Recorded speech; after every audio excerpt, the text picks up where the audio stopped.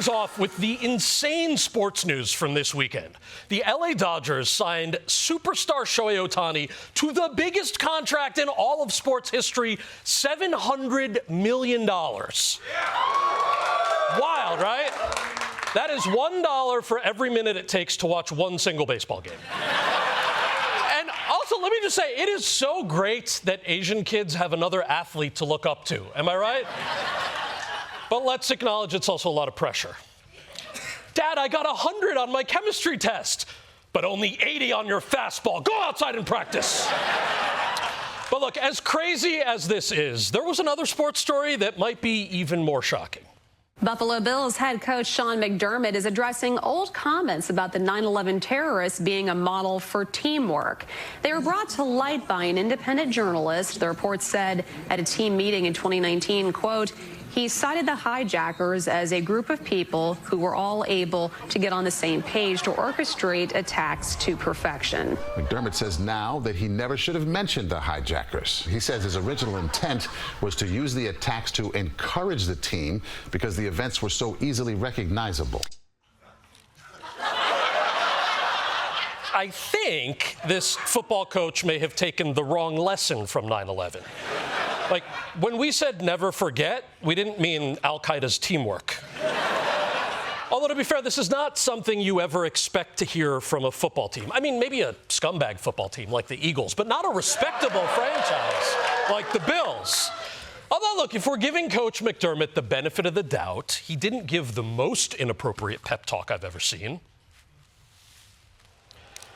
Huddle up, everyone. Come on. Huddle up. In the second half, we're going to get out there. We're going to completely knock them out like Bill Cosby.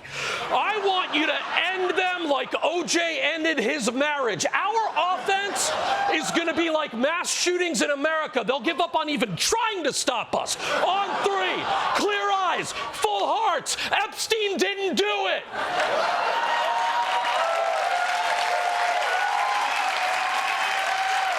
Move on to the war in Ukraine. I know, it's crazy that it didn't end even though you stopped paying attention.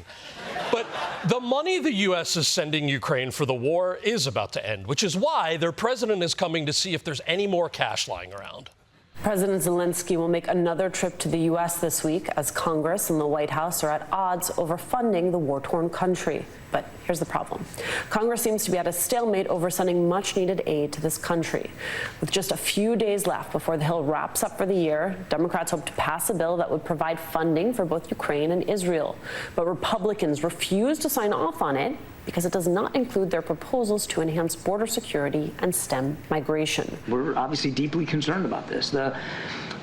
We've got a few more weeks here, and then we're out of Schlitz. We're out of Schlitz? You're describing war funding with an old beer slogan? I'm surprised you didn't go with, come on, Congress. What's up? But yes, military aid to Ukraine and Israel is being held up until Republicans can also get the immigration reforms they want. And yeah, I know, look, the border is a problem, but it didn't help the Democrats' case when Zelensky showed up by walking in through Mexico. The crazy thing is, many Republicans in Congress actually agree on the funding. So you'd think they would just vote for it and move on to other important issues. Like, y'all, why are you stopping Ukraine from getting weapons when you could be stopping women from getting abortions? Eyes on the prize, Republicans, come on. That was one of the less popular ones tonight, I see, from this lefty crowd.